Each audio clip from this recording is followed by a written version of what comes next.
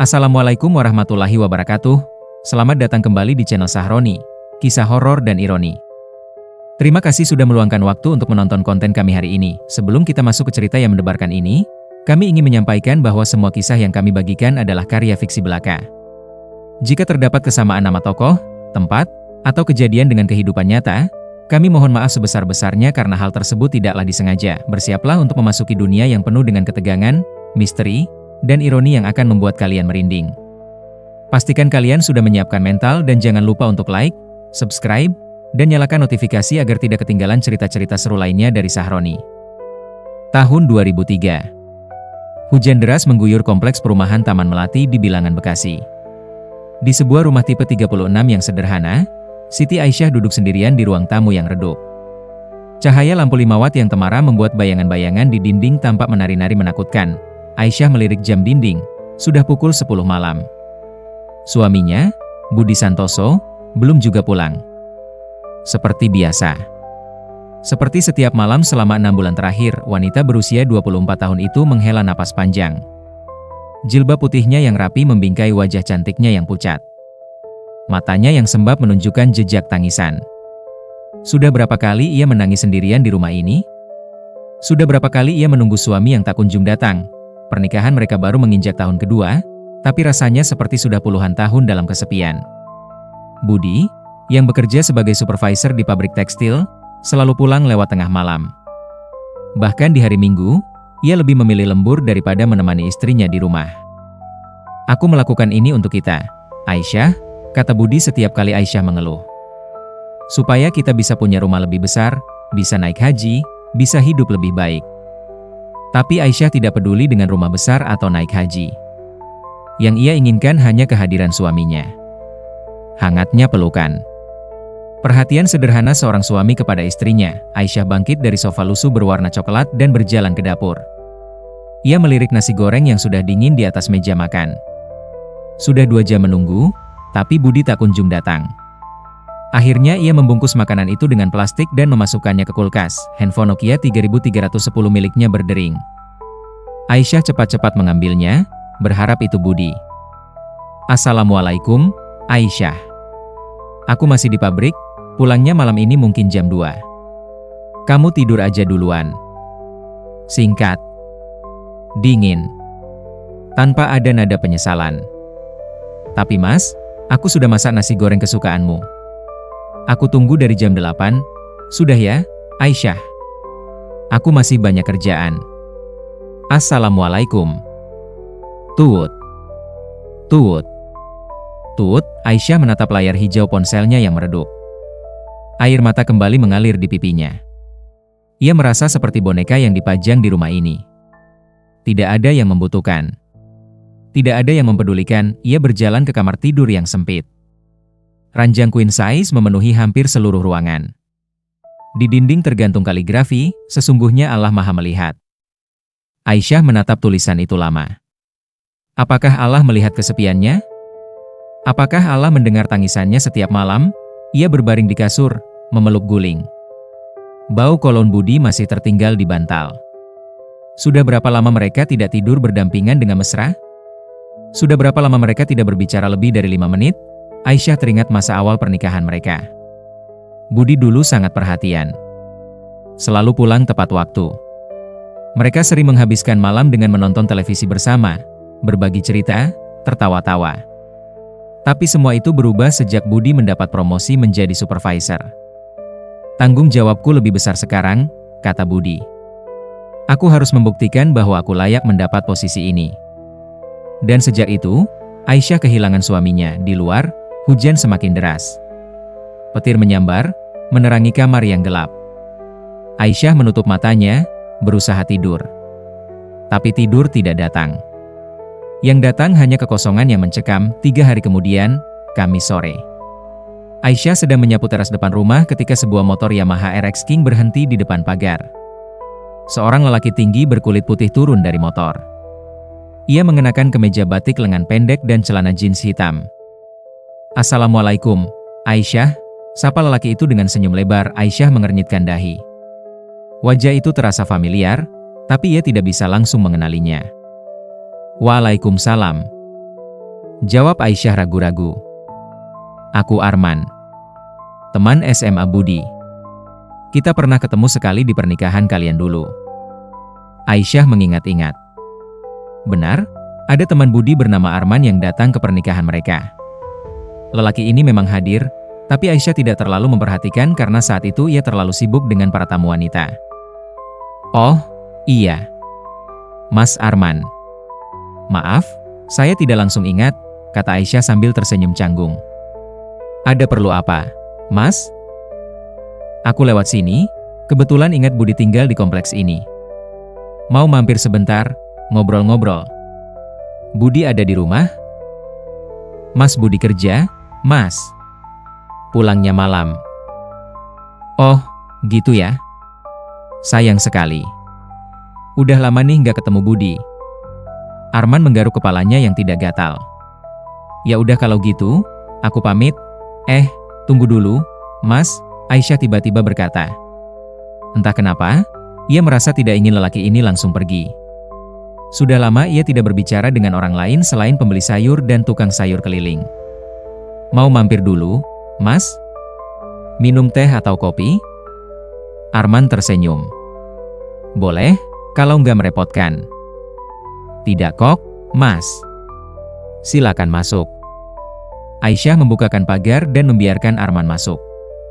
Mereka berjalan ke ruang tamu. Aisyah mempersilakan Arman duduk di sofa, sementara ia berjalan ke dapur untuk membuat teh manis. Saat menyeduh teh, Aisyah merasakan sesuatu yang aneh di dadanya. Sebuah perasaan yang sudah lama tidak ia rasakan, rasa bersemangat. Ada seseorang di rumahnya. Ada yang bisa diajak bicara. Rumah yang biasanya sunyi senyap kini terasa hidup. Ia membawa 2 gelas teh manis ke ruang tamu dan meletakkannya di meja. Arman tersenyum ramah. Terima kasih, Aisyah. Maaf ya merepotkan. Tidak apa-apa, Mas. Justru saya senang ada yang mampir. Biasanya rumah ini sepi terus. Budi masih sibuk banget ya kerjanya? Aisyah mengangguk sambil tersenyum getir. Sangat sibuk. Kadang pulang jam 2 atau 3 pagi. Bahkan kalau lagi ada proyek besar, dia bisa nginap di kantor. Wah, berat juga ya. Aisyah nggak kesepian? Pertanyaan itu menohok. Aisyah terdiam sejenak. Matanya berkaca-kaca, tapi ia segera mengedipkan mata untuk menahan air mata. Kesepian sih ya, Mas. Tapi namanya juga istri, harus sabar dan mendukung suami kan? Arman menatap Aisyah dengan pandangan yang sulit diartikan. Tapi kan pernikahan itu butuh keseimbangan. Istri juga punya hak untuk diperhatikan. Gak cuma soal materi. Kata-kata Arman terasa seperti pelukan hangat di tengah badai. Aisyah merasa seseorang akhirnya memahami perasaannya. Mas Arman bisa aja. Pokoknya namanya istri harus sabar. Sudah kewajiban. Sabar itu baik, tapi jangan sampai lupa sama diri sendiri juga. Mereka berbincang tentang hal-hal ringan. Arman bercerita tentang pekerjaannya sebagai sales mobil. Ia baru saja pindah ke Bekasi dan kebetulan lewat kompleks ini. Aisyah bercerita sedikit tentang kehidupannya, tentang kesehariannya yang monoton, waktu berlalu tanpa terasa. Jam menunjukkan pukul 6 sore. Arman melirik jam tangannya. Waduh, udah sore ya. Aku harus pulang nih. Terima kasih ya Aisyah buat tehnya. Sama-sama, Mas Arman. Terima kasih juga sudah mampir. Sudah lama saya tidak ngobrol dengan orang. Arman berdiri dan berjalan menuju pintu. Sebelum keluar, ia berbalik. Aisyah, kalau kamu butuh teman ngobrol, hubungi aku aja. Ini nomorku. Arman menyerahkan secari kertas kecil. Gak ada maksud apa-apa kok. Cuma kasihan aja lihat kamu kesepian. Aisyah menerima kertas itu dengan ragu. Terima kasih, Mas. Setelah Arman pergi, Aisyah menatap kertas berisi nomor telepon itu. Sesuatu dalam dirinya berbisik bahwa ini tidak benar. Tapi suara lain membisikkan bahwa tidak ada salahnya punya teman untuk berbicara. Malam itu, ketika Budi pulang jam 1 pagi, Aisyah tidak menceritakan tentang kunjungan Arman. Entah kenapa, ia merasa ini adalah rahasianya sendiri. Seminggu berlalu. Aisyah tidak menghubungi Arman, Tapi nomor itu selalu tersimpan di laci meja nakasnya. Beberapa kali ia menatap kertas itu, tapi selalu mengurungkan niat untuk menelepon. Hingga suatu malam Jumat, ketika Budi menelepon dan memberitahu bahwa ia harus ikut rapat di Jakarta dan tidak bisa pulang hingga besok pagi, sesuatu dalam diri Aisyah patah. Tapi Mas, ini kan malam Jumat. Biasanya kan malam Jumat Mas Budi pulang lebih awal. Aisyah, ini rapat penting dengan klien dari Jepang. Aku nggak bisa nolak. Sudah ya, aku harus fokus. Klik, Aisyah menatap ponselnya dengan mata kosong. Malam Jumat. Malam yang seharusnya mereka habiskan bersama. Malam yang seharusnya istimewa bagi sepasang suami istri. Tanpa berpikir panjang, ia mengambil kertas berisi nomor Arman dan mengetikkan nomor itu di ponselnya. Halo, Mas Arman. Ini Aisyah. Oh, Aisyah. Apa kabar? Gimana? Budi udah pulang? Mas Budi lagi di Jakarta, Mas. Rapat. Katanya baru pulang besok pagi. Wah, kesepian dong. Mau aku temani ngobrol? Lewat telepon aja? Boleh, Mas. Kalau nggak keberatan. Nggak kok. Kebetulan aku juga lagi sendirian di kos. Mereka mengobrol lewat telepon selama 2 jam. Arman adalah pendengar yang baik. Ia tidak menghakimi, tidak menggurui. Ia hanya mendengarkan keluh kesah Aisyah dengan sabar. Kadang aku mikir, Mas, apa gunanya aku menikah kalau suamiku nggak pernah ada? Apa bedanya aku menikah atau enggak? Kamu pasti merasa kesepian banget ya, Aisyah? Sangat. Rasanya seperti hidup sendiri. Bangun sendiri, sarapan sendiri, siang sendiri, malam sendiri. Mas Budi cuma datang untuk tidur, itu pun kadang nggak tidur di sini. Budi nggak tahu ya kalau kamu sesakit ini? Aku pernah bilang, Mas. Tapi dia bilang aku nggak pengertian. Katanya dia kerja keras untuk masa depan kita. Tapi masa depan tanpa kebersamaan ya percuma, Aisyah. Kata-kata Arman terasa seperti obat untuk luka yang tidak terlihat. Aisyah merasa dimengerti, dirasa penting. Perasaan yang sudah lama tidak ia rasakan dari Budi. Sejak malam itu, Aisyah sering menelepon Arman. Awalnya hanya seminggu sekali, lalu menjadi 3 kali seminggu, hingga akhirnya hampir setiap malam ketika Budi tidak ada di rumah. 2 minggu kemudian, Arman datang lagi ke rumah Aisyah. Kali ini bukan menggunakan motor, tapi mobil Kijang putih. Wah, Mas Arman sekarang pakai mobil, kata Aisyah ketika membukakan pagar. Ini mobil kantor. Boleh dipinjam untuk keperluan pribadi. Arman tersenyum. Aku bawain oleh-oleh nih. Martabak manis dari Bangka. Wah, gak usah repot-repot, Mas.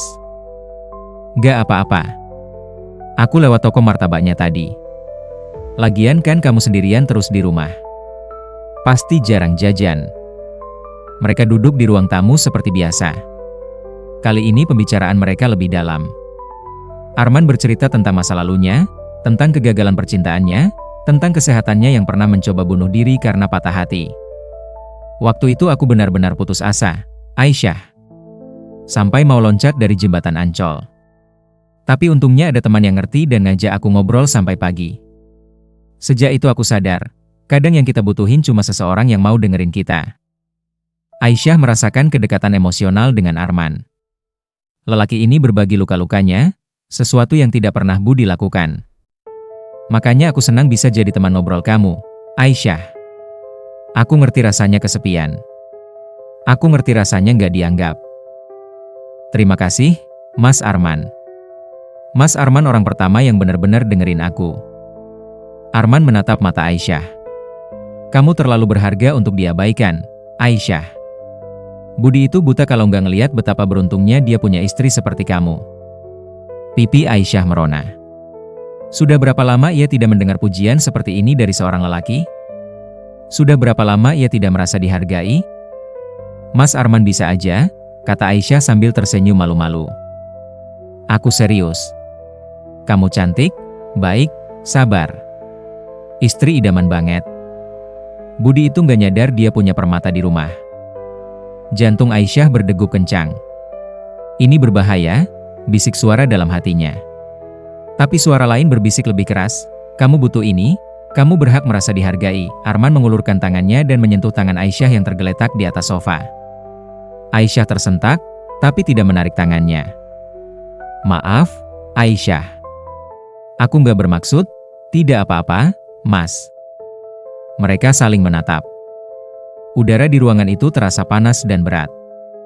Sesuatu yang tidak terucap mengalir di antara mereka. Arman perlahan mengelus punggung tangan Aisyah.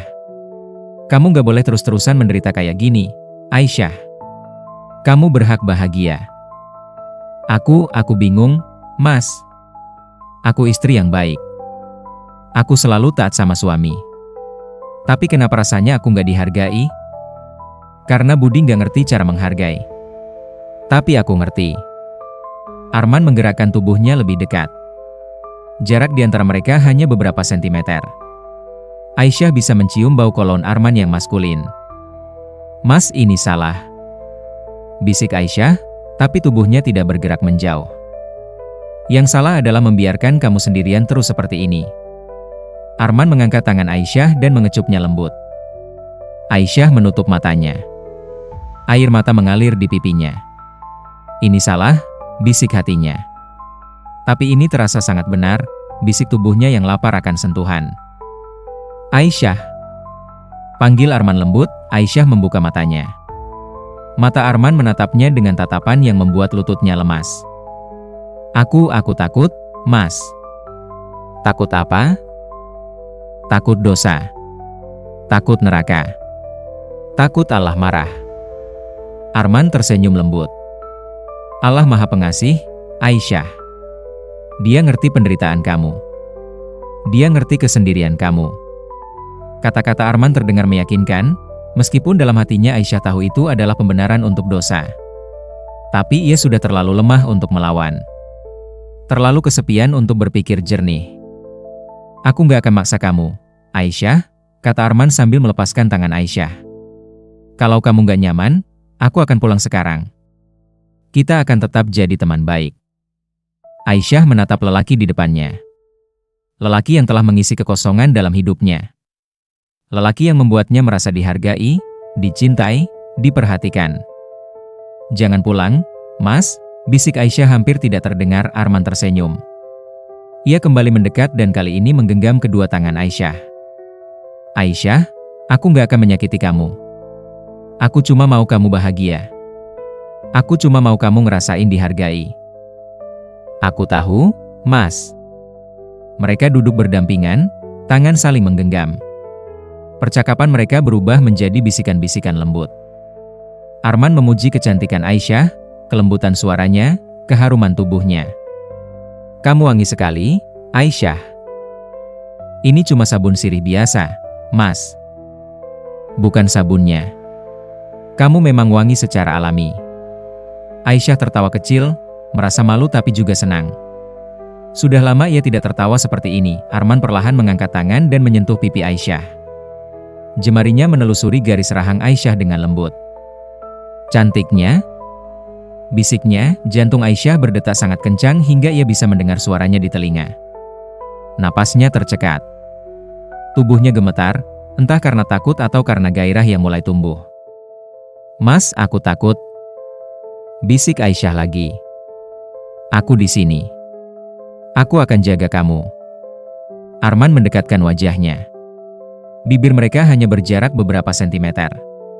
Aisyah menutup matanya, menyerahkan diri pada momen ini, dan ketika bibir Arman menyentuh bibirnya, dunia Aisyah runtuh dan terbang pada saat bersamaan.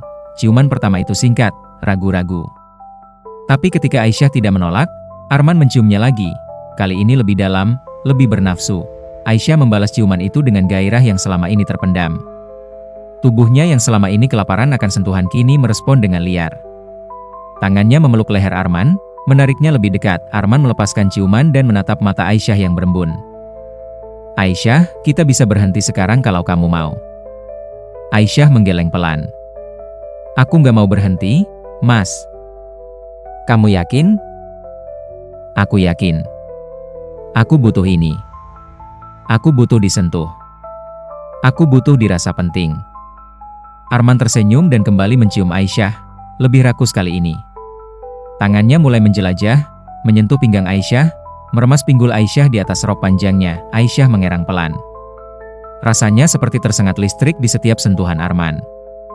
Seluruh tubuhnya terbakar oleh gairah yang selama ini ia kubur dalam-dalam. "Mas, kita ke kamar," bisik Aisyah di sela-sela ciuman. Mereka berdiri, masih saling memeluk, dan berjalan tersandung-sandung menuju kamar tidur. Kamar yang selama ini terasa seperti makam kini menjadi ruang yang penuh gairah. Arman mendorong tubuh Aisyah pelan hingga wanita itu terjatuh ke kasur. Ia menatap Aisyah yang terbaring dengan jilbab yang sudah sedikit berantakan. "Kamu sangat cantik, Aisyah." Aisyah tersenyum, wajahnya memerah. Ia mengulurkan tangannya, mengajak Arman mendekat. Arman berbaring di samping Aisyah dan kembali menciumnya. Kali ini tangannya bergerak lebih berani. Ia membuka kerudung Aisyah perlahan, memperlihatkan rambut hitam panjang yang terurai indah. "Rambutmu indah sekali," bisik Arman sambil mengelus rambut Aisyah. Aisyah menutup matanya, menikmati sentuhan itu. Tangan Arman terus bergerak, membuka kancing baju Aisyah satu persatu dengan sangat perlahan, seolah membuka hadiah yang berharga. "Aisyah, aku akan buat kamu bahagia malam ini," bisik Arman di telinga Aisyah. "Ya, Mas, aku butuh kamu." Yang terjadi selanjutnya adalah malam yang akan mengubah hidup Aisyah selamanya. Mereka bercinta dengan penuh nafsu dan gairah. Aisyah merasakan sensasi yang tidak pernah ia rasakan sebelumnya.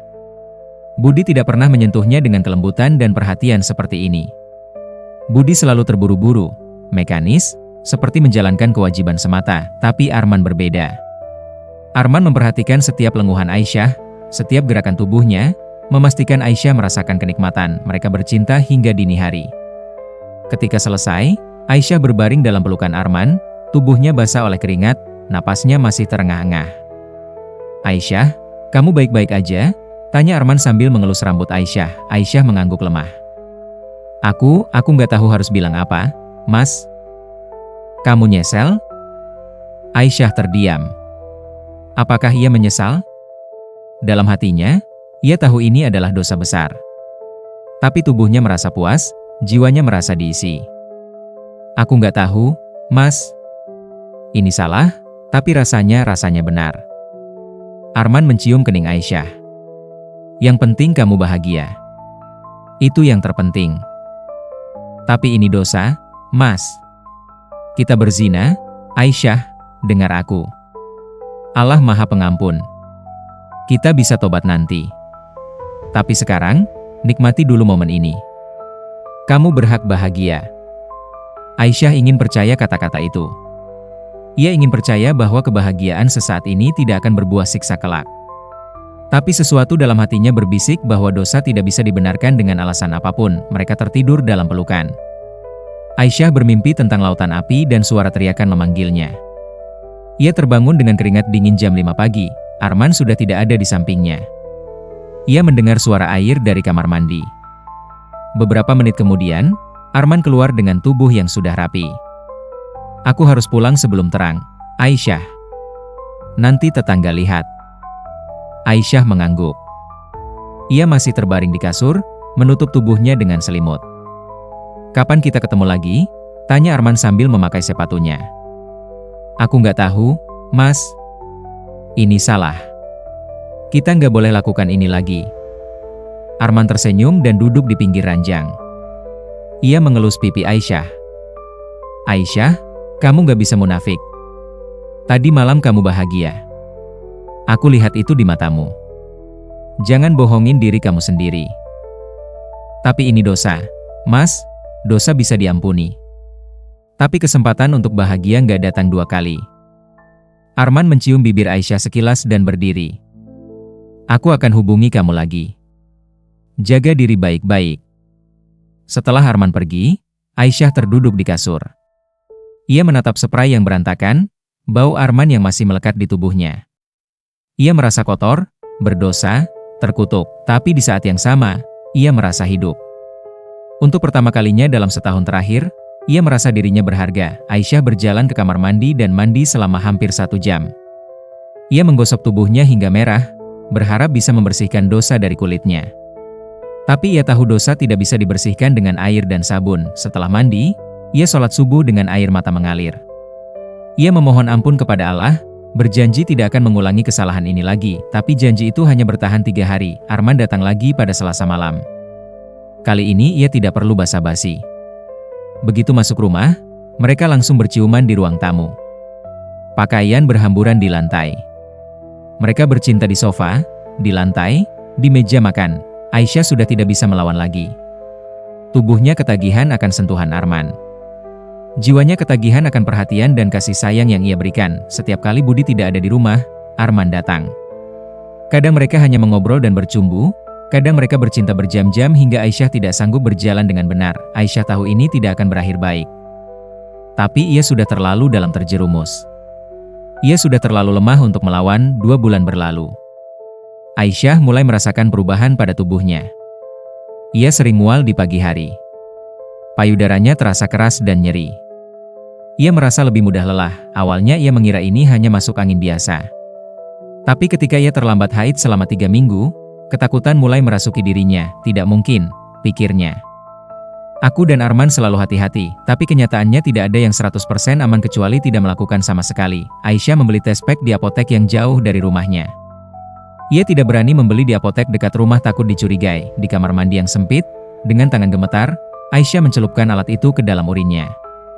Ia menutup mata, berdoa agar hasilnya negatif. 5 menit kemudian, ia membuka mata dan menatap alat itu. 2 garis merah, positif. Aisyah terduduk di lantai kamar mandi. Tangannya gemetar memegang test pack. Mulutnya terbuka tapi tidak ada suara yang keluar. Matanya melotot menatap 2 garis yang akan menghancurkan hidupnya. Ya Allah, ya Allah, ya Allah. Rintihnya pelan, ia hamil. Hamil anak Arman. Hamil hasil zina. Air mata mengalir deras. Aisyah menangis dalam diam, tubuhnya bergetar hebat. Bagaimana ini? Bagaimana ia akan menjelaskan pada Budi? Bagaimana ia akan menghadapi keluarganya? Bagaimana ia akan hidup dengan dosa sebesar ini? Ia meraih ponselnya dan menelepon Arman dengan tangan gemetar. Mas, aku hamil, hening sesaat di seberang. Kamu yakin? Aku baru tes pack. Positif, Mas. Aku hamil. Tenang dulu, Aisyah. Kita pikirin baik-baik, gimana aku mau tenang, Mas? Aku hamil anak kamu. Budi nggak mungkin percaya ini anaknya karena dia nggak pernah sentuh aku dalam 5 bulan terakhir. Aisyah, dengar, gimana ini, Mas? Gimana? Aku mau mati aja. Jangan bilang begitu. Dengar, kita ketemu dulu. Kita bicarain baik-baik. Jangan panik. Mereka janjian bertemu di sebuah warung kopi di pinggiran Bekasi, jauh dari kompleks Aisyah. Aisyah memakai jilbab lebar dan kacamata hitam, berharap tidak ada yang mengenalinya. Arman sudah menunggu di salah satu sudut warung. Wajahnya terlihat tegang. Aisyah, duduk dulu. Aisyah duduk dengan mata sembab. Ia sudah menangis sepanjang perjalanan. Mas, gimana ini? Aku takut. Aku bingung. Arman menggenggam tangan Aisyah. Dengar, kita punya beberapa pilihan. Pilihan apa, Mas? Pertama, kita bisa menggugurkan kandungan ini. Aisyah menggeleng keras. Gak, Mas. Itu dosa besar. Aku nggak mau tambah dosa lagi. Kedua, kamu bisa bilang ke Budi kalau ini anaknya. Budi bukan orang bodoh, Mas. Dia tahu dia nggak pernah sentuh aku. Dia pasti curiga. Atau ketiga, Arman mengambil napas dalam. Kita kabur berdua. Kita mulai hidup baru di kota lain. Aisyah menatap Arman tidak percaya. Mas serius? Aku serius. Aku akan tanggung jawab, Aisyah. Aku akan nikahi kamu. Kita pindah ke Surabaya atau Semarang. Mulai hidup baru. Tapi aku masih istri sah Budi, Mas. Aku nggak bisa gitu aja ninggalin dia. Terus kamu mau apa? Kamu mau ketahuan dan dipermalukan? Keluargamu akan mengutukmu. Tetangga akan menghina. Budi akan membunuhmu. Kata-kata Arman menohok. Aisyah tahu itu semua benar. Kalau perselingkuhannya ketahuan, hidupnya akan hancur.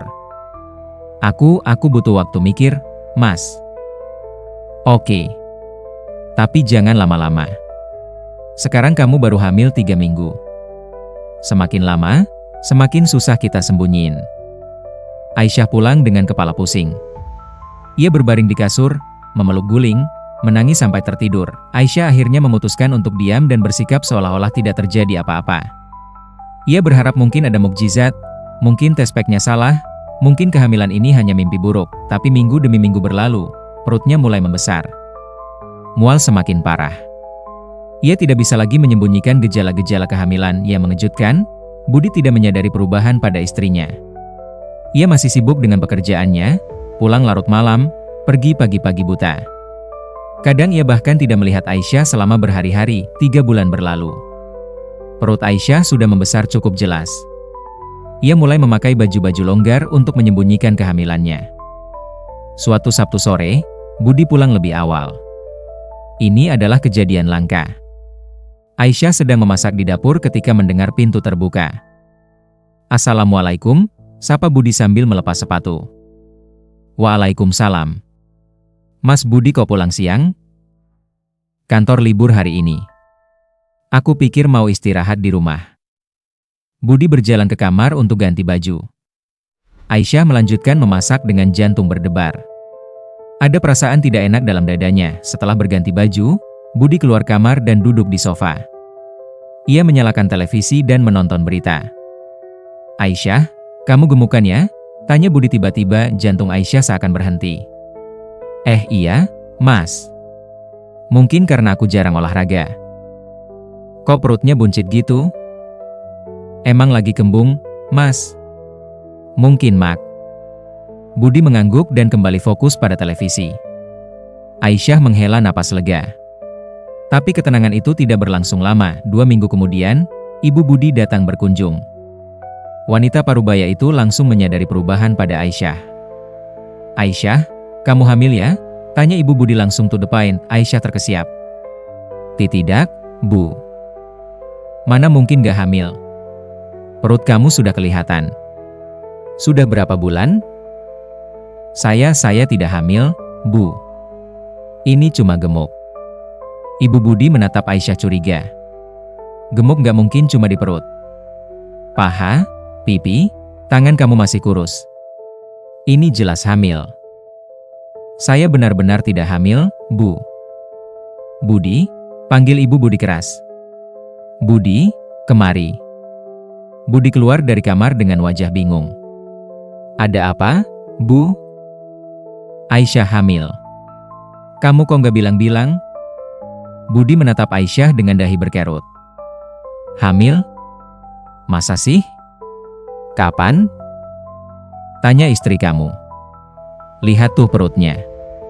Kelihatan banget." Budi berjalan mendekat dan menatap perut Aisyah. Benar, ada tonjolan yang jelas di balik baju longgarnya. "Aisyah, kamu hamil?" tanya Budi. Aisyah menunduk, tidak berani menatap mata suaminya. "Iya, Mas, alhamdulillah." "Kenapa nggak bilang?" Budi tersenyum lebar, tampak sangat senang. Aku mau kasih kejutan. Mas, sudah berapa bulan?" Aisyah terdiam. Ini adalah pertanyaan yang paling ia takuti. 3 bulan? Bisiknya pelan. 3 bulan? Berarti hamil dari bulan tunggu. Budi menghitung dengan jari. Wajahnya perlahan berubah. Senyumnya memudar. Matanya melebar. "Aisyah, 3 bulan yang lalu, aku nggak pernah sentuh kamu." Ruangan seketika hening. Ibu Budi menatap Aisyah dengan mata tajam. Aisyah berdiri membeku, wajahnya pucat pasi. "Mas, apa maksudnya?" bisik Aisyah dengan suara gemetar. "Dalam 5 bulan terakhir, aku nggak pernah sentuh kamu, Aisyah." "Aku ingat betul. Terakhir kali kita berhubungan itu 5 bulan yang lalu.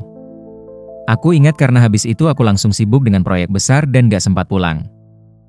Aisyah merasakan dunia berputar. Kaki-kakinya lemas. "Mas, mungkin Mas Budi salah ingat." "Aku nggak mungkin salah ingat," bentak Budi.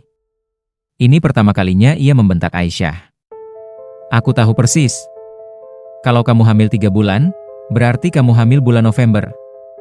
Bulan November itu aku nggak pernah pulang. Aku bahkan nginap di kantor selama 2 minggu berturut-turut. Ibu Budi berdiri dengan wajah merah padam. Aisyah, jangan-jangan, siapa bapak anak itu? Teriak Budi menggelegar. Aisyah menangis terseduh-seduh. Tubuhnya gemetar hebat. Mas, maafin aku, jawab. Siapa bapaknya? Arman, teman Mas Budi. Plak, tamparan keras mendarat di pipi Aisyah. Wanita itu terjatuh ke lantai, memegang pipinya yang memerah. Pelacur. Kamu pelacur, teriak Budi dengan mata merah membara. Ibu Budi menatap Aisyah dengan pandangan jijik. Dasar perempuan tak tahu malu. Suamiku kasih makan, kasih tempat tinggal, kamu malah selingkuh. Masuk neraka kamu. Budi menarik rambut Aisyah dan menyeretnya ke kamar. Aisyah menjerit kesakitan. Mas, sakit. Mas, sakit. Budi melempar Aisyah ke dalam kamar dan mengunci pintu dari luar. Kamu gak akan keluar dari sini sampai kamu gugurkan anak haram itu. Mas, ampun. Mas, aku minta maaf. Aku salah. Aku hilaf. Hilaf berapa kali? Hilaf sampai hamil? Aisyah menangis meraung-raung di dalam kamar. Ia memukul-mukul pintu tapi Budi tidak membukanya. Di luar, Budi duduk di ruang tamu dengan kepala tertunduk. Ia menangis dalam diam. Ibu Budi duduk di sampingnya, ikut menangis. Budi, kamu harus ceraikan dia. Dia sudah menodai kehormatan keluarga kita. Aku tahu, Bu. Aku akan ceraikan dia. Tapi aku akan bunuh Arman dulu. Aku akan bunuh dia. Budi mengurung Aisyah selama 3 hari. Ia tidak memberikan makanan yang cukup, hanya roti tawar dan air putih. Ia berharap Aisyah akan keguguran karena kekurangan gizi, tapi janin dalam kandungan Aisyah ternyata sangat kuat. Tidak terjadi keguguran. Di hari keempat, Budi membuka pintu kamar. Aisyah terbaring lemas di lantai, rambutnya berantakan, wajahnya pucat, matanya cekung. Aisyah, bangun. Aisyah membuka matanya perlahan. Mas, aku mau kamu telepon Arman. Suruh dia datang ke sini. Mas, untuk apa? Kamu gak usah tanya. Telepon dia sekarang. Dengan tangan gemetar, Aisyah menelepon Arman. Halo, Aisyah? Aku sudah coba hubungi kamu berkali-kali tapi gak diangkat. Kamu kenapa? Arman, tolong datang ke rumahku sekarang. Ada apa? Suara kamu aneh. Kumohon datang sekarang. Oke, aku kesana sekarang. 20 menit kemudian, motor Arman terdengar berhenti di depan rumah. Budi sudah menunggu di ruang tamu dengan sebilah golok di tangannya. Arman mengetuk pintu. Aisyah, aku di depan. Budi membukakan pintu dengan wajah tenang. Silakan masuk, Arman. Arman masuk dengan wajah bingung. Budi? Kamu ada di rumah? Iya, aku ada. Silakan duduk. Kita perlu ngobrol. Arman duduk di sofa, merasa ada yang tidak beres. Budi duduk di depannya, menatapnya dengan mata tajam. Arman, kamu teman baik aku dari SMA kan? Iya, Bud. Kita sahabat. Sahabat yang ngentot istri sahabatnya sendiri? Arman membeku. Wajahnya memucat. Budi, aku bisa jelaskan. Jelaskan apa? Teriak Budi sambil berdiri dan menunjuk Arman dengan golok. Kamu hamili istri aku. Kamu tiduri istri aku. Budi, tenang dulu. Aku gak bisa tenang. Kamu hianati aku. Kamu nodai kehormatan keluarga aku. Arman berdiri, bersiap untuk lari. Tapi Budi lebih cepat. Ia mengayunkan golok ke arah Arman. Arman melompat ke samping, menghindari ayunan itu. Golok mengenai sandaran sofa, merobek kainnya. Budi, stop! Budi mengayunkan golok lagi. Kali ini mengenai lengan Arman. Darah muncrat. Arman menjerit kesakitan. Ampun, Bud. Ampun. Ampun? Kamu minta ampun sekarang? Waktu kamu tiduri istri aku, kamu mikir ampun gak? Budi terus mengayunkan golok. Arman berlari ke arah pintu, tapi Budi mengejarnya dan menerjangnya dari belakang. Mereka jatuh bergulingan di dalam kamar. Aisyah mendengar suara keributan dan teriakan. Ia memukul-mukul pintu. Mas! Jangan! Mas, kumohon! Jangan bunuh dia! Tapi Budi tidak mendengar. Amarahnya sudah mengaburkan akal sehatnya. Ia menusukkan golok ke perut Arman berkali-kali. Arman menjerit. Darah mengalir deras dari perutnya. Ia mencoba melawan, tapi tubuhnya semakin lemah. Budi, maafin aku, maafin aku. Erang Arman dengan suara lemah. Kamu gak layak dimaafin. Tusukan terakhir mengenai leher Arman. Darah menyembur seperti air mancur. Tubuh Arman berkedut beberapa kali, lalu diam. Budi berdiri dengan napas terengah-engah. Tubuhnya dan wajahnya penuh darah. Ia menatap mayat Arman yang tergeletak di lantai dengan mata kosong. Apa yang baru saja ia lakukan? Ia membunuh seseorang, ia membunuh temannya sendiri. Budi terduduk di lantai, masih memegang golok berdarah. Ia menatap tangannya yang gemetar. Realita mulai menyeruak. Ia baru saja membunuh seseorang. Ia akan masuk penjara. Hidupnya hancur, tapi di dalam amarahnya yang masih membara, ia merasa ini adalah keadilan. Arman harus mati. Ia pantas mati. Budi berdiri dan berjalan ke kamar. Ia membuka pintu. Aisyah terduduk di sudut ruangan, memeluk lututnya, menangis. Kamu dengar itu? Aku bunuh dia. Aku bunuh selingkuhan kamu. Aisyah menatap Budi dengan mata penuh ketakutan. Mas, kenapa? Kenapa Mas Budi lakukan itu? Karena dia pantas mati. Dan kamu juga pantas mati. Budi mengangkat golok. Aisyah menjerit. Mas, jangan. Aku hamil. Aku sedang mengandung. Itu bukan anak aku. Itu anak haram. Anak setan. Budi mengayunkan golok ke arah Aisyah. Wanita itu menghindar dengan refleks, tapi golok mengenai bahunya. Aisyah menjerit kesakitan, darah mengalir dari bahu Aisyah. Ia merosot ke lantai, memegang lukanya. Mas, kumohon jangan bunuh aku minta maaf, aku salah, aku hilaf. Hilaf? Kamu pikir aku percaya? Kamu sengaja selingkuh. Kamu sengaja nodai pernikahan kita. Budi mengangkat golok lagi. Tapi tiba-tiba ia mendengar suara sirene polisi. Tetangga pasti mendengar keributan dan menelepon polisi. Budi menatap Aisyah dengan mata penuh kebencian. Kamu beruntung. Tapi ingat, kalau aku keluar dari penjara, aku akan bunuh kamu dan anak harammu itu. Budi melempar golok dan lari ke belakang rumah. Ia melompati pagar dan menghilang di antara ganggang sempit. Polisi tiba 5 menit kemudian. Mereka menemukan Aisyah terluka di kamar dan mayat Arman di ruang tamu. Aisyah langsung dibawa ke rumah sakit. Aisyah dirawat di rumah sakit selama seminggu. Lukanya cukup dalam tapi tidak mengenai organ vital. Janinnya selamat. Selama di rumah sakit, tidak ada seorang pun yang menjenguknya. Tidak Budi, tidak keluarganya, tidak keluarga Budi. Semua orang sudah tahu tentang perselingkuhannya. Semua orang mengutuknya. Berita tentang pembunuhan Arman dan perselingkuhan Aisyah tersebar luas di kompleks. Aisyah menjadi bahan gosip. Ia dicap sebagai pelacur, wanita murahan, penghancur rumah tangga sendiri. Ketika ia pulang dari rumah sakit, rumahnya sudah dikosongkan. Budi mengambil semua barang-barangnya. Yang tersisa hanya kasur lusuh dan beberapa perabot tua. Aisyah hidup sendirian di rumah yang kosong itu. Ia tidak berani keluar karena tetangga selalu menatapnya dengan pandangan jijik. Anak-anak melemparinya dengan batu. Ibu-ibu menggosipkannya dengan keras agar ia mendengar. Itu loh perempuan jahanam yang selingkuh sama teman suaminya sendiri.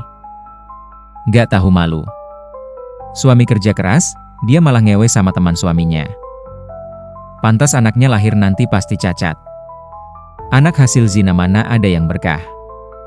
Aisyah mendengar semua itu sambil menangis di dalam rumah. Ia tidak bisa membela diri.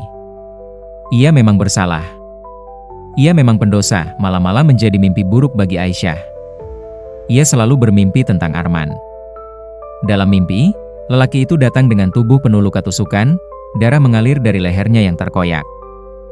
"Aisyah, kenapa kamu bunuh aku?" tanya Arman dengan suara serak. "Aku tidak membunuhmu.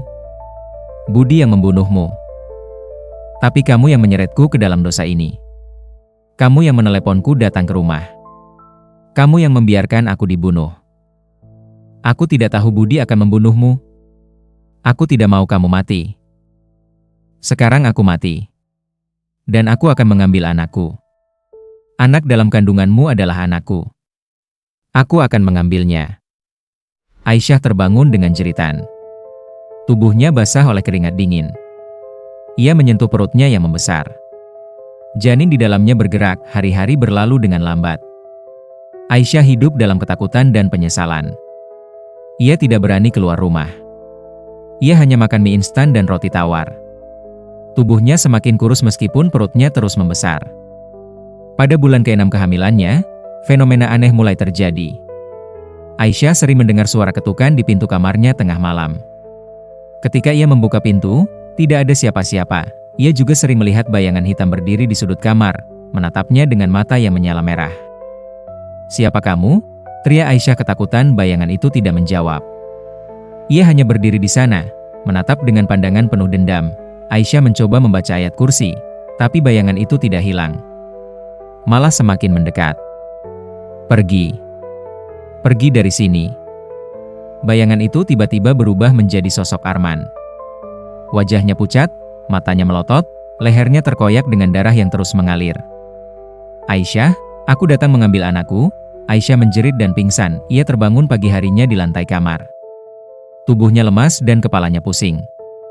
Ia merasakan sesuatu yang basah di antara kakinya, darah. Ia berdarah. Dengan panik, Aisyah mencoba berdiri tapi kakinya tidak kuat. Ia merangkak ke ruang tamu dan mengambil ponselnya. Dengan tangan gemetar, ia menelepon ambulans. "Tolong, saya hamil 6 bulan, saya berdarah, tolong selamatkan bayi saya." Ambulans tiba 20 menit kemudian. Aisyah dibawa ke rumah sakit dalam kondisi kritis. Ia kehilangan banyak darah. Di ruang operasi, dokter berjuang menyelamatkan nyawa Aisyah dan bayinya. Tapi terlalu banyak komplikasi. Plasenta robek. Janin kekurangan oksigen. "Kami harus operasi sesar darurat," kata dokter kepada Aisyah sebelum operasi dimulai. "Tolong selamatkan bayiku, kumohon," bisik Aisyah lemah. "Kami akan berusaha semaksimal mungkin." Operasi berlangsung selama 3 jam. Dokter berhasil mengeluarkan bayi, tapi bayi itu tidak menangis. Tubuhnya biru dan lemas. Tim medis mencoba menghidupkan bayi itu dengan resusitasi. 1 menit. 2 menit. 3 menit, akhirnya terdengar tangisan lemah. Bayi itu hidup, tapi kondisinya sangat lemah. Ia langsung dimasukkan ke dalam inkubator. Aisyah tidak sadarkan diri selama 2 hari. Ketika ia terbangun, ia menemukan dirinya terbaring di ruang perawatan dengan infus tertancap di tangannya. "Bayiku, mana bayiku?" bisiknya lemah. Seorang suster mendekat. "Bayi ibu ada di NICU. Kondisinya kritis tapi stabil." "Aku mau lihat dia." "Ibu belum boleh bergerak. Ibu baru saja operasi besar. Nanti kalau ibu sudah lebih kuat, kami akan antar ibu ke NICU." Aisyah menangis. Ia bahkan belum melihat wajah bayinya. Ia tidak tahu apakah bayinya laki-laki atau perempuan. "Bayiku laki-laki atau perempuan?" tanya Aisyah. "Perempuan, Bu." "Bayi perempuan." "Anak perempuan." Aisyah tersenyum getir. Anak perempuan hasil dosanya. Anak perempuan yang akan menanggung aib ibunya seumur hidup. 3 hari kemudian, Aisyah akhirnya bisa ke NICU. Ia didorong dengan kursi roda oleh seorang perawat. Di dalam ruangan yang steril dengan deretan inkubator, Aisyah melihat bayinya untuk pertama kali. Bayi mungil dengan kulit kemerahan, tubuh penuh selang infus, masker oksigen menutupi wajahnya yang kecil. "Bayiku?" bisik Aisyah sambil menangis. Maafkan ibu." Ia menyentuh kaca inkubator, berharap bisa menyentuh bayinya. Tapi ia tidak bisa. Bayinya terlalu lemah untuk disentuh. Suster yang menjaga NICU mendekat. "Ibu, maaf. Tapi kondisi bayi ibu sangat lemah. Jantungnya tidak sempurna. Paru-parunya belum berkembang dengan baik. Kami sudah melakukan yang terbaik, tapi apa?" Kemungkinan bertahan hidup bayinya hanya 30%. Aisyah merasakan dadanya sesak. Bayinya sekarat. Bayinya akan mati. Dan ini semua karena dosanya. Kumohon selamatkan dia tidak berdosa, aku yang berdosa, jangan ambil nyawanya, kami akan berusaha semaksimal mungkin, Bu. Aisyah kembali ke kamarnya dengan hati hancur. Ia berbaring di tempat tidur, menatap langit-langit dengan mata kosong. Allah sedang menghukumnya. Allah membuat bayinya menderita untuk menghukum dosanya. Tapi kenapa? Kenapa bayinya yang harus menderita? Bayinya tidak berdosa.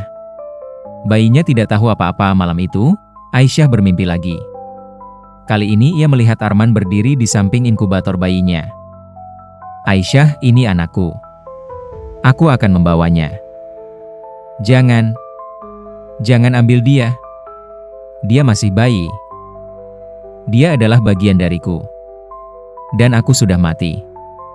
Jadi dia harus ikut aku. Kumohon, Arman. Kumohon jangan ambil dia. Ambil nyawaku saja. Arman tersenyum dingin. Nyawamu? Nyawamu terlalu berdosa untuk dibawa ke alam lain. Kamu harus hidup dan merasakan penderitaan ini selamanya. Tapi anakku tidak berdosa. Dia akan ikut aku ke alam sana. Tidak. Jangan. Aisyah terbangun dengan jeritan. Ia langsung menekan tombol panggilan perawat. Bayiku. Tolong cek bayiku. Ada yang tidak beres. Perawat datang dengan terburu-buru. Ibu, tenang. Tiba-tiba alarm berbunyi dari NICU. Kode biru. Jantung bayi berhenti. Bayiku, jerit Aisyah. Ia mencoba turun dari tempat tidur tapi tubuhnya belum kuat. Ia jatuh ke lantai. Perawat membantu mengangkatnya kembali ke tempat tidur. Di NICU, tim medis berjuang menghidupkan kembali bayi Aisyah. Mereka melakukan kompresi dada di tubuh mungil itu. Memberikan defibrilator dengan voltase yang disesuaikan untuk bayi, tapi tidak ada respons. Garis di monitor jantung tetap datar. Setelah 30 menit berjuang, dokter akhirnya menggelengkan kepala. Waktu kematian, pukul 2.47 waktu Indonesia Barat. Bayi Aisyah meninggal. Usia 3 hari, Aisyah tidak menangis ketika mendengar kabar kematian bayinya. Ia hanya terdiam dengan mata kosong. Jiwanya sudah mati duluan sebelum tubuhnya. Bayi itu dimandikan dan dikafani oleh petugas rumah sakit. Karena tidak ada keluarga yang datang, Aisyah harus mengurus semuanya sendirian meskipun tubuhnya masih lemah pasca operasi. Pemakaman dilakukan dengan sangat sederhana. Hanya ada Aisyah, petugas makam, dan seorang ustadz yang diminta rumah sakit untuk memimpin doa. Tidak ada keluarga. Tidak ada teman. Tidak ada bunga. Tidak ada tangisan kecuali dari Aisyah. Ketika jenazah bayinya diturunkan ke liang lahat yang kecil, Aisyah merasa sesuatu di dalam dadanya pecah. Ia menangis meraung-raung, ingin menyusul bayinya ke dalam kubur. Bayiku, bayiku, maafkan ibu, tapi tidak ada yang menjawab. Hanya angin yang berhembus dingin di pemakaman yang sepi. Setelah pemakaman, Aisyah kembali ke rumah sakit untuk menyelesaikan perawatannya. Ia pulang 4 hari kemudian dengan tubuh yang lemah dan jiwa yang hancur. Rumahnya terasa lebih sunyi dari sebelumnya. Ia menatap kamar yang seharusnya menjadi kamar bayinya. Kamar yang tidak akan pernah terisi. Tidak akan pernah ada suara tangisan bayi, tidak akan pernah ada suara tertawa balita, tidak akan pernah ada kehangatan keluarga. Aisyah mengunci diri di kamar selama berminggu-minggu. Ia tidak mandi, tidak makan dengan benar, tidak peduli dengan dirinya sendiri. Ia hanya berbaring di kasur, menatap langit-langit, menghitung dosa-dosanya 1. Ia berzina 2. Ia mengkhianati suami 3. Ia menyebabkan kematian Arman 4. Ia menyebabkan kematian bayinya sendiri. 4 dosa besar yang tidak akan pernah terampuni. Di malam-malam, hantu-hantu itu datang lagi. Arman dengan leher terkoyak. Bayinya dengan tubuh biru dan selang-selang menempel di tubuhnya. Ibu, kenapa ibu biarkan aku mati? Bisik hantu bayinya. Aku tidak membiarkanmu mati. Sayang, ibu berusaha menyelamatkanmu, tapi ibu yang membuat aku lahir prematur. Ibu yang membuat aku lemah. Ibu yang membuat aku mati. Maafkan ibu, kumohon maafkan ibu. Hantu bayi itu merangkak mendekati Aisyah. Matanya yang tadinya hitam kini berubah menjadi merah menyala. Aku tidak akan memaafkanmu, ibu. Aku akan menghantuimu selamanya. Sampai kamu mati, aku akan terus ada di sisimu. Aisyah menjerit dan terbangun. Keringat dingin membasahi tubuhnya. Ia merasakan sesuatu yang dingin menyentuh kakinya. Ia melihat ke bawah dan melihat tangan kecil berwarna biru mencengkeram pergelangan kakinya. Aisyah menendang-nendang kakinya dan berlari keluar kamar. Ia berlari ke ruang tamu dan menyalakan semua lampu. Tapi bayangan-bayangan tetap ada di setiap sudut. Wajah Arman muncul di cermin. Suara tangisan bayi terdengar dari kamar. Pergi. Pergi kalian. Tinggalkan aku. Tapi hantu-hantu itu tidak pergi. Mereka semakin banyak. Aisyah melihat sosok-sosok gelap bermunculan dari dinding, dari lantai, dari langit-langit. Ia berlari keluar rumah dengan panik. Tetangga yang melihatnya hanya menggeleng-gelengkan kepala. Lihat tuh. Sudah gila. Pantas. Dosanya keterlaluan. Aisyah berlari tanpa tujuan. Kakinya membawanya ke makam bayinya. Ia berlutut di depan kuburan mungil itu, menangis terseduh-seduh. Bayiku, maafkan ibu tidak bermaksud membunuhmu, ibu sayang kamu, ibu sangat sayang kamu. Tiba-tiba ia mendengar suara bayi menangis. Suara itu datang dari dalam tanah, dari dalam kubur. Aisyah membeku. Bayinya menangis. Bayinya hidup. Dengan panik, ia mulai menggali kubur dengan tangannya. Kukunya patah, jarinya berdarah, tapi ia tidak peduli. Ia harus mengeluarkan bayinya. Ia harus menyelamatkan bayinya. Sabar, sayang, ibu akan keluarkan kamu, ibu di sini. Tapi semakin dalam ia menggali, semakin keras tangisan itu. Dan perlahan tangisan itu berubah menjadi teriakan yang menyayat hati. Ibu pembunuh. Ibu pembunuh. Aisyah berhenti menggali. Tangannya gemetar. Ia menatap lubang yang telah ia buat dengan mata membelalak. Dari dalam lubang itu, tangan kecil berwarna biru menjulur keluar dan mencengkeram pergelangan tangan Aisyah. Ibu, ikut aku. Aisyah mencoba melepaskan diri, tapi cengkeraman itu sangat kuat. Ia terseret ke dalam lubang. Ia berteriak, menjerit, memohon pertolongan, tapi tidak ada yang datang. Tidak ada yang peduli. Ia telah ditinggalkan oleh semua orang. Bahkan Tuhan pun telah meninggalkannya. Aisyah terseret semakin dalam ke dalam kubur. Tanah mulai menutupi tubuhnya. Ia tidak bisa bernapas. Ia merasakan sesak yang mencekik. Ini adalah hukumannya. Ini adalah balasan atas dosanya. Tiba-tiba seseorang menarik tangannya dan mengeluarkannya dari kubur. Aisyah terengah-engah, batuk-batuk, mengeluarkan tanah dari mulutnya. Mbak kenapa? Jangan gali kuburan. Aisyah menatap orang yang menolongnya. Seorang juru kunci makam. Bayiku menangis, aku harus menyelamatkannya. Mbak, bayinya sudah meninggal. Sudah dikubur 3 minggu yang lalu. Tidak. Aku dengar dia menangis. Dia masih hidup. Juru kunci itu menatap Aisyah dengan pandangan iba. Mbak sudah stres berat. Sebaiknya Mbak pulang dan istirahat. Atau mau saya antar ke puskesmas? Aisyah menggeleng. Ia menatap kuburan bayinya yang telah ia rusak. Tidak ada suara tangisan lagi. Hanya keheningan yang mencekam. Ia bangkit dengan lunglai dan berjalan pulang dengan gontai. Tubuhnya kotor penuh tanah, rambutnya berantakan, mukanya pucat seperti mayat. 2 bulan setelah kematian bayinya, Aisyah menerima surat dari pengadilan. Budi mengajukan gugatan cerai. Aisyah membaca surat itu dengan perasaan kosong. Ia sudah tidak punya apa-apa lagi untuk diperjuangkan. Pernikahan itu sudah mati sejak lama. Perceraian hanya formalitas. Di sidang cerai, Budi datang dengan pengacara. Aisyah datang sendirian. Ia tidak mampu menyewa pengacara. Budi bahkan tidak menatap Aisyah selama persidangan. Ia menjawab pertanyaan hakim dengan dingin dan singkat. Tergugat telah melakukan perselingkuhan dan hamil dengan lelaki lain. Saya tidak bisa melanjutkan pernikahan ini. Hakim menatap Aisyah. Apakah tergugat mengakui perselingkuhan ini? Aisyah menunduk. Iya, Pak. Saya mengakui. Apakah tergugat ingin mempertahankan pernikahan ini? Aisyah menggeleng lemah. Tidak, Pak. Baik. Dengan pertimbangan adanya perselingkuhan yang diakui oleh tergugat, perceraian dikabulkan. Penggugat dan tergugat dinyatakan bercerai. Sidang ditutup. Ketukan palu hakim mengakhiri pernikahan yang sudah hancur itu. Aisyah berjalan keluar dari ruang sidang dengan kepala tertunduk. Di tangga pengadilan, ia bertemu dengan Ibu Budi. "Kamu sudah puas sekarang?" tanya wanita itu dengan nada penuh kebencian. "Kamu sudah hancurkan hidup anakku. Kamu sudah bunuh teman anakku. Kamu sudah nodai nama keluarga kami. Ibu, saya minta maaf." "Maaf? Maaf nggak bisa mengembalikan semuanya." Budi sekarang trauma. Dia nggak percaya sama perempuan lagi.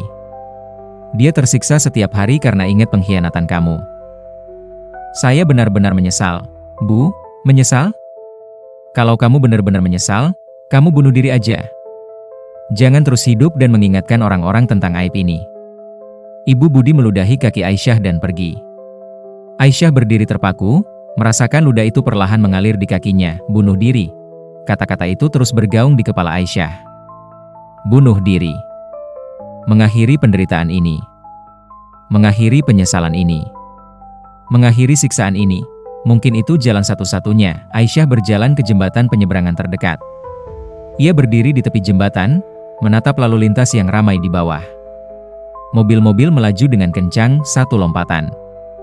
Hanya satu lompatan dan semuanya akan berakhir, tapi tiba-tiba ia teringat wajah bayinya. Bayi mungil yang mati karena dosanya.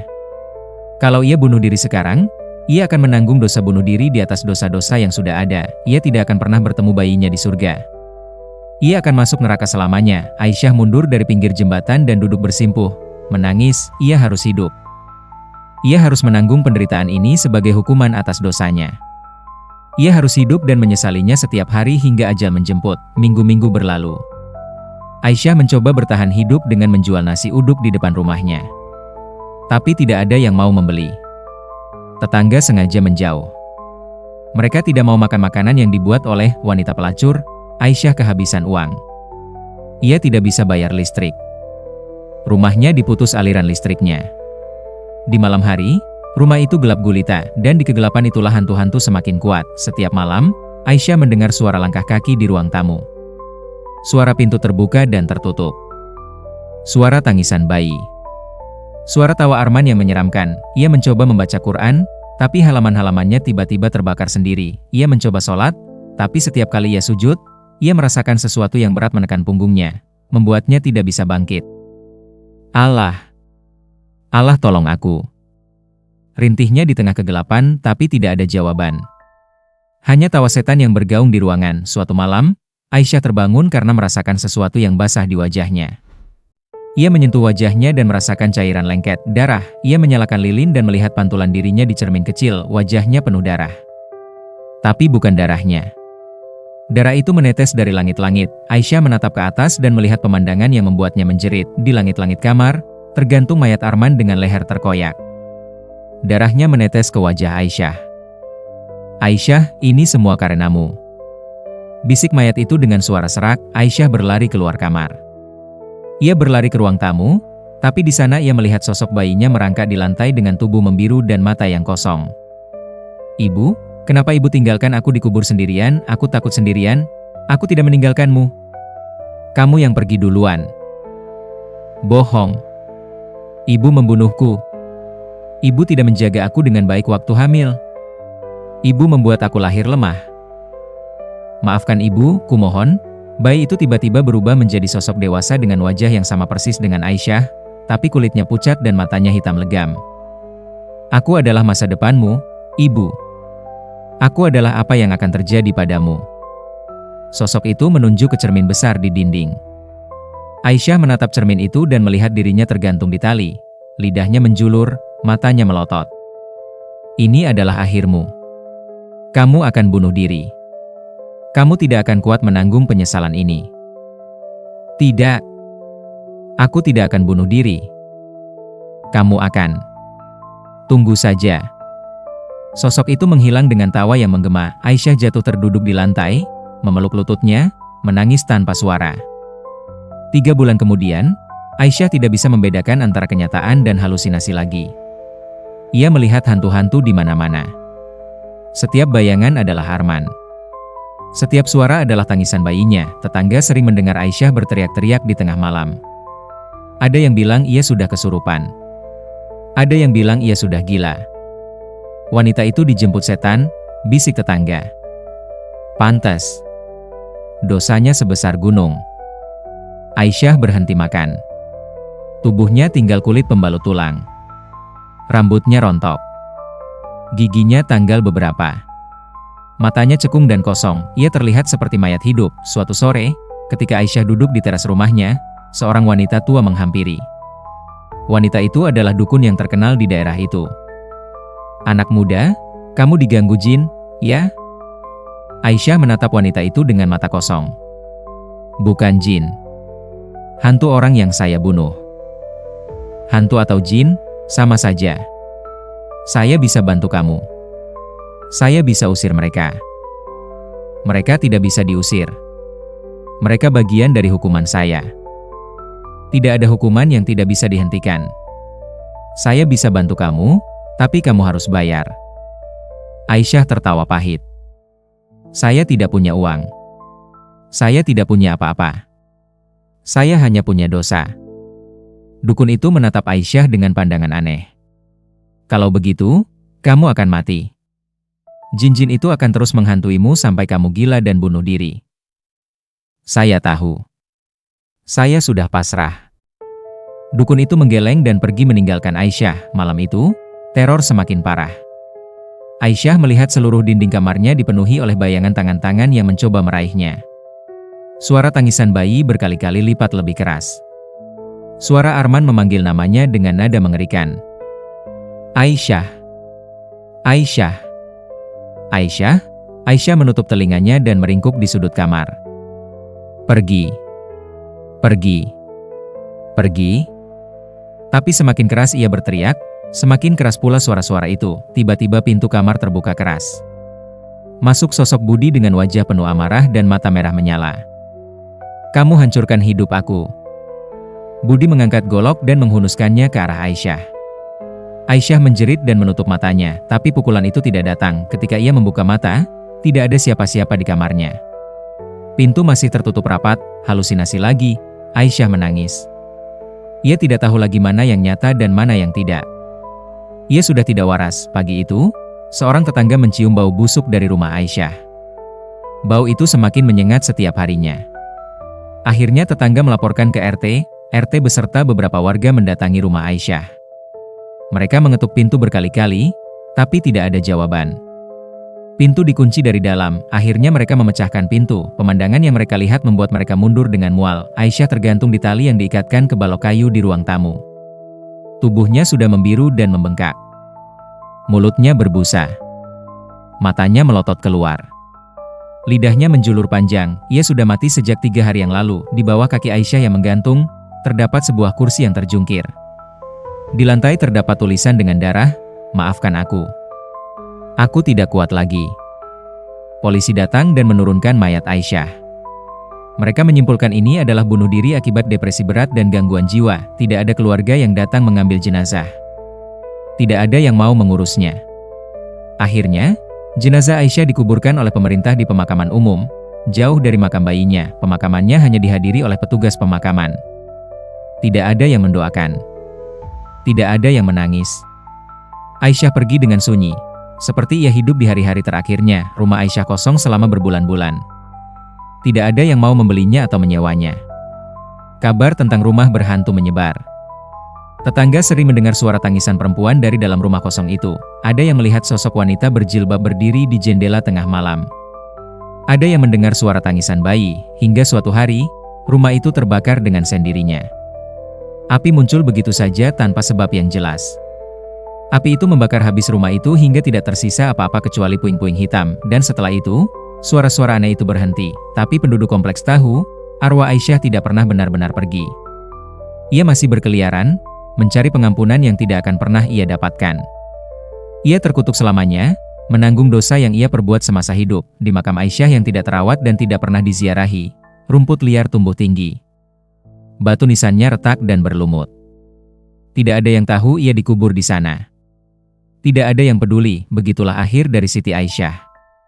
Wanita yang soleha yang terjerumus ke dalam dosa karena kesepian. Wanita yang mengorbankan segalanya untuk sesaat kebahagiaan. Wanita yang menanggung hukuman yang lebih berat dari yang bisa ia tanggung. Hidupnya adalah pelajaran bagi semua orang. Dosa mungkin terasa manis di awal, tapi pahit di akhir. Dan karma selalu datang, lebih cepat dan lebih kejam dari yang kita bayangkan. Terima kasih yang sebesar-besarnya sudah setia mendengarkan kisah sampai selesai. Kehadiran kalian adalah motivasi terbesar bagi kami untuk terus menghadirkan cerita-cerita horor yang tidak hanya menegangkan, tapi juga penuh dengan ironi kehidupan yang menggugah pikiran. Jangan lupa untuk subscribe dan aktifkan notifikasi agar kalian tidak melewatkan kisah-kisah berikutnya yang pastinya akan membawa kalian masuk lebih dalam ke dunia misteri dan keanehan yang menggelitik rasa penasaran. Sampai jumpa kembali di cerita selanjutnya. Semoga malam kalian penuh kedamaian, dan keberanian kalian tak pernah surut menghadapi kegelapan. Wassalamualaikum warahmatullahi wabarakatuh.